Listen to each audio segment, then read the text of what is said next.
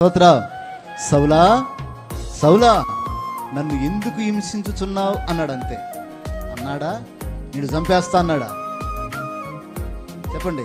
ఎందుకు హింసించుతున్నావు సౌలా అంటే ఇంకను సౌలు అన్నాడు, నీవెవడివి అన్నాడు. నీవు హింసించుచున్న యేసుని అన్నాడు. తన హృదయం మారిపోయిందంతే. దేవునికి స్తోత్రం చెప్పండి గట్టిగా. హల్లెలూయా. నీ మీద కోపపడే వారందరి దగ్గర నువ్వు మృదువుగా మాట్లాడుదువు గాక. నా మీద కోపపడే ఎంతో హ్యాపీ న్యూ ఇయర్ చెప్పాను నేను.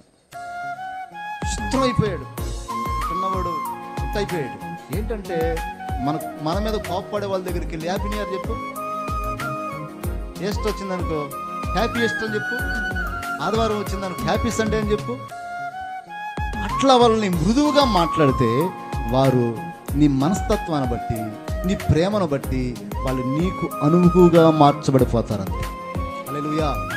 యేసయ్య అన్నాడు, పిలాతు అంటున్నాడు, నువ్వు యూదుల రాజువా అంటే నీవన్నట్టే అన్నాడు. నీకు తెలీదా అన్నాడా? అనలా, నీవన్నట్టే అన్నాడు. పిలాతు ఏం చేశాడు అనుకుంటున్నారు?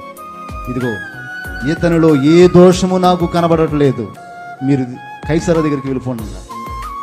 ఈయన్ని సిలువైపోతే నువ్వు కైసరకు శత్రువు అవుతావంటే అప్పుడు సిలువుకు అప్పచెప్పాడు తప్ప, ఇదిగో ఈ శాపం నా మీద నా పిల్లల మీద ఉండకుండా ఉండునుగా కానీ చేతులు గడుక్కున్నాడు. పిలాతును మార్చింది యేసయ్య మాట. దేవునికి స్తోత్రం చెప్పండి గట్టిగా.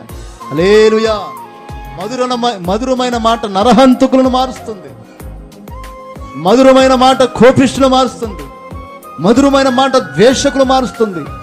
మధురమైన మాట నీ జీవితానికి ఎవరైతే శాపంగా దరిద్రంగా మార్చబడుతున్నారో వారందరూ నా దేవుడు మార్చునుగాక. ఆమేన్. మృదువైన మాట సిలువలో దొంగను మార్చింది. మార్చిందా లేదా? మార్చిందిగా. మనం ఏమైనా మార్చామా?